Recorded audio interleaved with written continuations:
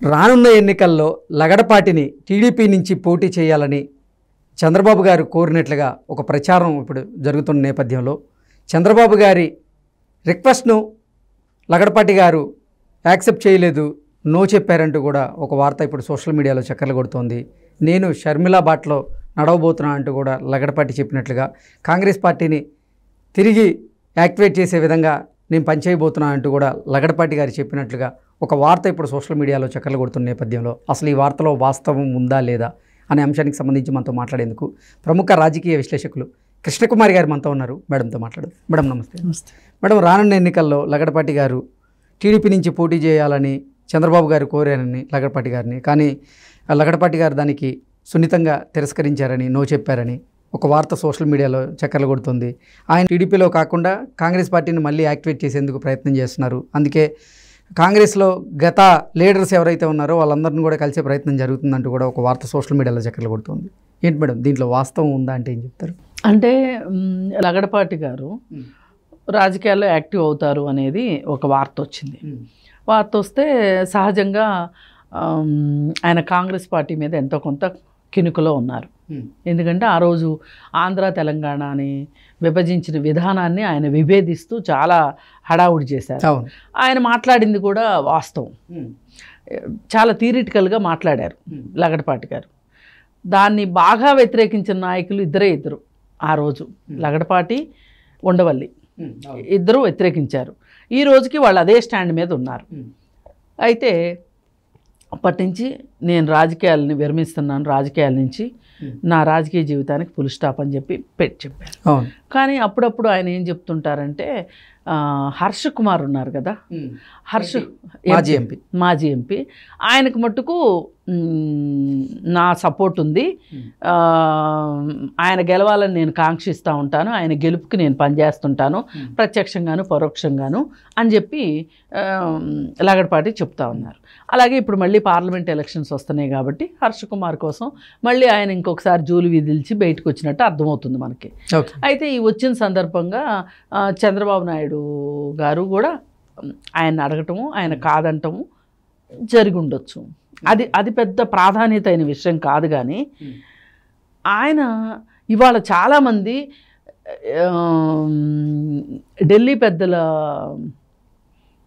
విషయంలో కొంచెం మనస్తాపం చెంది కాంగ్రెస్ పార్టీకి దూరంగా ఉన్నవాళ్ళు చాలామంది ఉన్నారు ఆంధ్రప్రదేశ్లో. పైగా జగన్మోహన్ రెడ్డి పోకడలు నచ్చక, ఆ రోజు అసలు జగన్మోహన్ రెడ్డికి సీఎం ఇచ్చేసి ఉంటే అయిపోయి ఉండేది కదా, ఇంకా అధిష్టానం చేసింది కూడా తప్పు అని ఆలోచించే వాళ్ళు ఉన్నారు.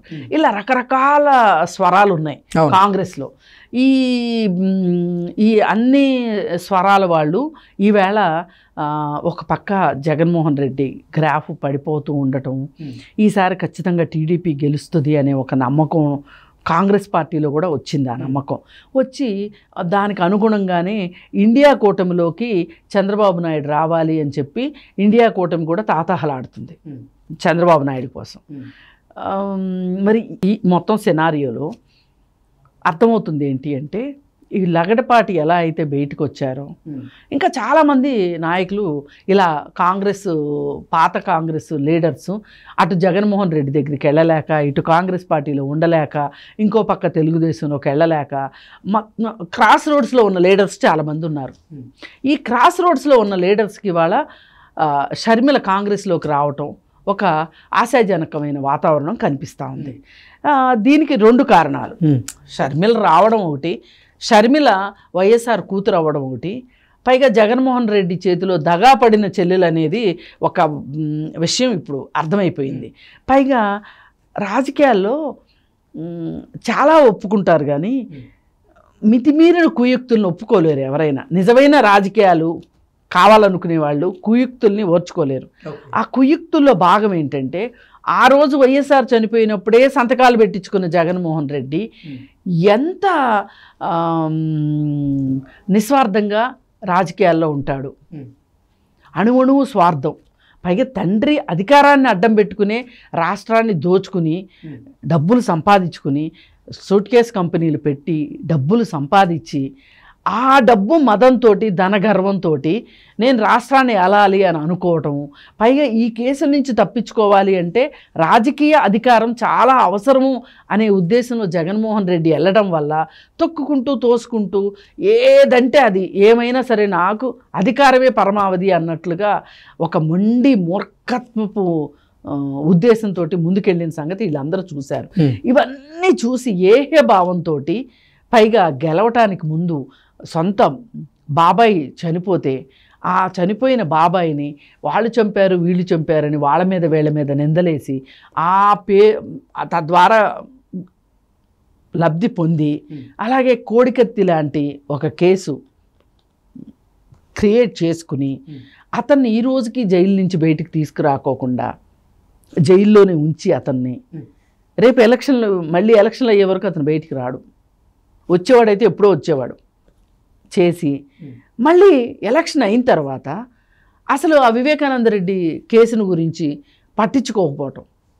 సొంత బాబాయ్ కేసు, బాబాయిని చంపేశారు అంటే ఒక రకంగా ఎంతైనా, అంటే మామూలు పౌరుడైనా మనం ప్రభుత్వం చర్యలు తీసుకోవాల్సిందే, బాబాయ్ అయినా తీసుకోవాల్సిందే.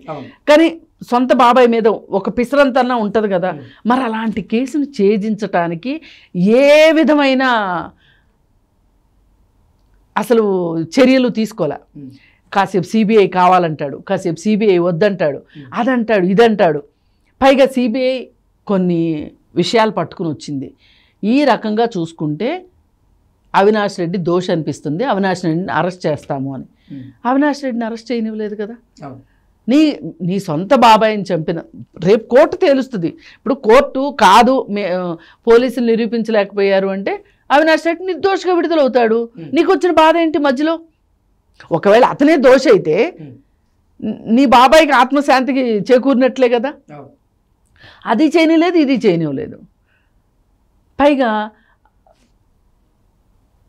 ఇతని వ్యవహార శైలితోటి అసలు కాంగ్రెస్ నాయకులు అంటే వాళ్ళు ఏదో చీడ పురుగులు అన్నట్టు చూడటం, వాళ్ళంటే లెక్కలేనట్టు చూడటం, మళ్ళీ కాంగ్రెస్ నుంచి వచ్చిన నాయకులు ఎవరెవరైతే ఉన్నారో వాళ్ళందరినీ కూడా రాచి రంపాన పెట్టినట్టు చేయటం, అంటే ఒక కక్ష సాధింపు ధోరణిలోనే అతను ఉన్నాడు. మరి ఈ పరిస్థితుల్లో ఈవేళ రాజకీయ ప్రత్యామ్నాయంగా చూసుకుంటే గనక కాంగ్రెస్ పార్టీకి ఇవాళ పాత వాళ్ళందరూ ఏకం అవ్వాల్సిన పరిస్థితి వచ్చింది. ఆ పరిస్థితిలో భాగంగానే ఇవాళ మళ్ళీ లగడపాటి బయటకు వచ్చాడు. లగడపాటి బయటకు వచ్చిన తర్వాత లగడపాటి తెలుగుదేశం ఆఫర్ ఇస్తే మట్టుకు ఎందుకు వెళ్తాడు? తెలుగుదేశంలోకి వెళ్ళడు. వెళ్లకుండా కాంగ్రెస్ పార్టీ కోసమే పనిచేస్తాడు. అతను పైగా వీర విద్యోయుడు. ఎవరికి? కాంగ్రెస్ పార్టీకి as well as Sonia Gandhi గారికి రాజశేఖర్ రెడ్డికి కూడా. ఓకే. అప్పుడు పాదయాత్ర చేస్తున్నప్పుడు లగడపాటి రాజగోపాలే ఖర్చు పెట్టాడు మొదట్లో. తర్వాత పార్టీ చూసుకుంటుందని పార్టీ ఖర్చు పెట్టింది. కానీ అంటే కొంతమంది ఇప్పుడు ఈ పెన్నా ప్రతాప్ రెడ్డి ఇట్లాంటి వాళ్ళందరూ డబ్బులు ఇచ్చారు. ఆ తర్వాత ఆయన అధికారంలోకి వచ్చిన తర్వాత జగన్మోహన్ రెడ్డి ద్వారా క్విడ్ ప్రోకోలో అంతకంత డబ్బులు సంపాదించారు. అది వేరే విషయం. ఆయన కేసులో కూడా ఉన్నాడు కదా పెన్నా ప్రతాప్ రెడ్డి. సరే, ఏది ఏమైనప్పటికీ ఇవాళ పందికొక్కులు రాబందులు పాలైపోయింది ఆంధ్రప్రదేశ్ అనే ఒక బాధ. వైఎస్ రాజశేఖర రెడ్డి అంత కష్టపడి పాదయాత్ర చేసి అధికారం తీసుకొస్తే రెండోసారి కూడా గెలిచిన తర్వాత ఈ పెద్ద మనిషి వచ్చి ఇలా అయిపోయింది, రాష్ట్రం విడిపోయింది, రకరకాల బాధలు ఉన్నాయి వాళ్ళ కాంగ్రెస్ క్యాడర్లో, ఆంధ్రప్రదేశ్ క్యాడర్లో. వాళ్ళందరూ ఇప్పుడు ఏంటి అంటే వీళ్ళకొక చుక్కాని దొరికినట్టు అయింది. ఓకే. సముద్రంలో దారి తెన్ను తెలియకోకుండా ఈదుకుంటూ వెళ్ళే వాళ్ళకి ఒక చిన్న పుల్ల దొరికినా ఆసరాగా ఉంటుంది. అదేవిధంగా ఇప్పుడు షర్మిల వాళ్ళకి ఆసరాగా ఉంది. ఇలాంటి వాతావరణం ఉన్నప్పుడు ఏ కాంగ్రెస్ నాయకుడు తెలుగుదేశంలోకి వెళ్ళడు. Okay. Okay madam, thank you so much. Thank you.